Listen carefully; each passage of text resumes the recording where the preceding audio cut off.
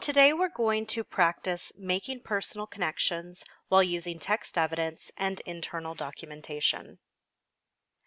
So what is a personal connection to a text? When you make a personal connection to a text, it's when a text reminds you of yourself, someone you know of, a situation you've either seen or personally experienced, a plot line in a TV show, movie, or book, a character in a TV show, movie, or book. Maybe it's something you saw in the news that you're reminded of, or maybe you think about a historical event that you're familiar with. But the idea is you've read something and something clicks in your mind and you're reminded of something else that you know of in real life. Think small when you're making personal connections. Yes, you can make a personal connection to the text as a whole. So for example, the movie The Lion King actually reminds me of Shakespeare's Hamlet. That's me making a personal connection to a text as a whole. But if I'm thinking about small scale, I might want to look at a small moment within the text to make that personal connection. So for example, when Mufasa introduces his new cub Simba to all the animals at the beginning of The Lion King, I think about when I introduced my daughter to my family after she was born. That's a small moment, a small personal connection that I made. More likely, you will make smaller personal connections as you read texts. You're going to be making personal connections all year long in English too, to different texts that we read. When we ask you to make a personal connection and respond in writing, there are three things that we are looking for. We are looking for an answer, text evidence, and an explanation.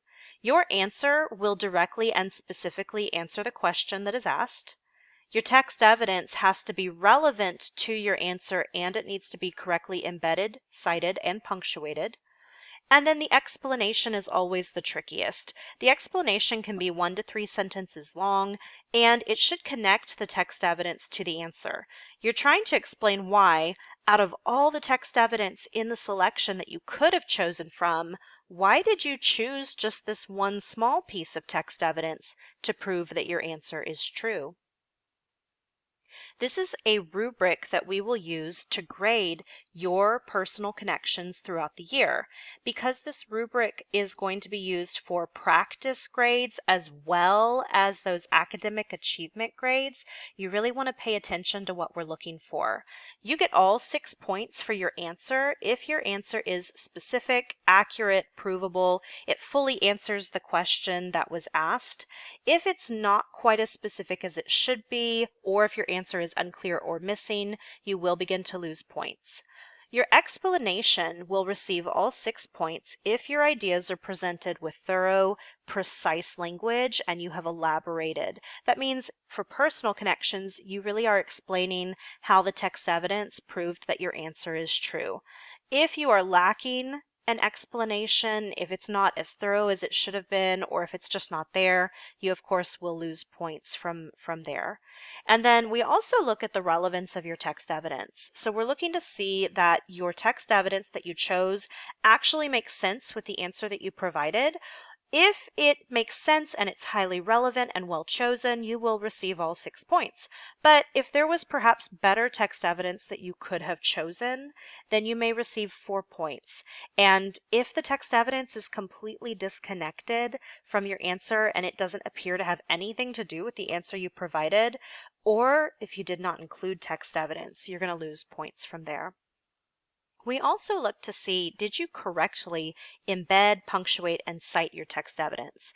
This one is either you did it all correctly or you messed something up and you're going to lose points. If you did it all correctly, you get the 2 points. If you mess something up, we'll show you what you messed up, but you will receive 0 points for that section. So yesterday you learned about internal documentation. Just to review, that internal documentation is really important because it tells us where the text evidence comes from. It typically includes the author's last name and page number, which is placed in parentheses after the quotation. For example, Judy Ann reveals she is an insecure writer because she feels she is, quote, not smart enough to be writing poetry in the first place, end quote, space, parentheses, Grimes 58, close parentheses, period. Now, it's really important to note that this particular quote came from a book called Bronx Masquerade, written by Nikki Grimes. Because it is actually a book, We have an actual page number to include in the internal documentation. However, this year we're going to be pulling a lot of the texts that we read from an online source called StudySync. If we pull those texts from StudySync, it's very likely that they're not going to have a page number, and if they don't have a page number, you're only going to place the author's last name in parentheses. So to break it down in blue, we have the quote embedded into our own writing. So these blue words actually came from my head. They're not from the book. Now the red words are the actual quote. We have placed the quote inside the quotation marks to indicate they are not our original words. They actually come from a different source. It's very important to note that we do not just plop quotes down by themselves in a sentence. Notice these blue words introduce the quote and place it in context so that when you have a teacher read your answer, they understand how you're using this quote and where it came from. And then at the end, you are going to have the author's last name, and if there is a page number, that will be included as well. That goes in the parentheses at the end. Notice the period goes after the parentheses have closed. A lot of students try to also place a period here at the end of the quotation marks, but that's not correct because the sentence doesn't end until we provide the internal documentation. We are going to practice with "Thank you, ma'am" from last week. That was the story about Roger, who tried to take the pocketbook of a woman that he met on the street, and she physically drug him home to her house, and she actually took care of him for a short amount of time. She had him wash his face, she had him eat something, and then she gave him $10 to go buy the shoes that he wanted, which is why he was trying to steal her pocketbook in the first place. You can tell at the end of the story that he's incredibly humbled and grateful toward her. If you need to review the short story, you can access it. It is in today's Schoology folder. You may want to pause the video at this point to review it if you need to. If you don't need to review it right now, it's okay to wait. So here's our practice. Here's the question a teacher might ask you. Roger shows that he can learn to trust others even when he is scared or in unfamiliar circumstances.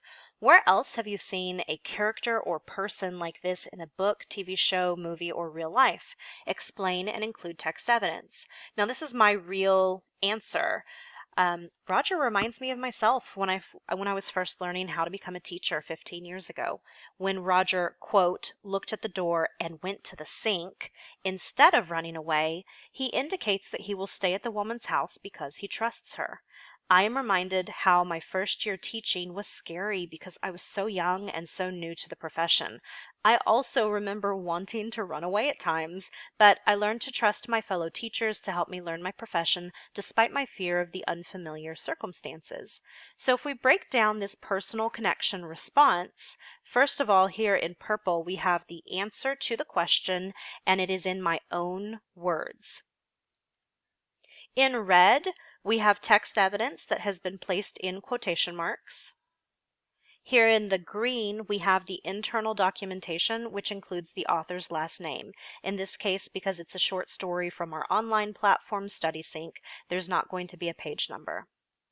Here in blue, I have my own words. They surround the quote. That means I have embedded the quote into my own sentence. You must do this. Don't skip this step. And then here at the end, I have in pink an explanation of my thinking. This is where I connect the text evidence back to my answer and explain how this text evidence actually helped me make this personal connection where I realized Roger reminded me of myself. So up next, you're going to complete the Schoology assignment titled Practicing Making Personal Connections with "Thank you, ma'am." You will make a personal connection to "Thank you, ma'am" by answering the question. Mrs. Luella Bates Washington Jones went out of her way to help Roger even though she didn't have to. Where else have you seen a character or person like this in a book, TV show, movie, or in real life? Be sure to explain and include text evidence. When you write your response, be sure that you provide an answer, text evidence which is relevant and has been cited, embedded, and punctuated correctly, and the explanation where you connect the text evidence back to your answer. Good luck, Cougars, and let us know if you have any questions.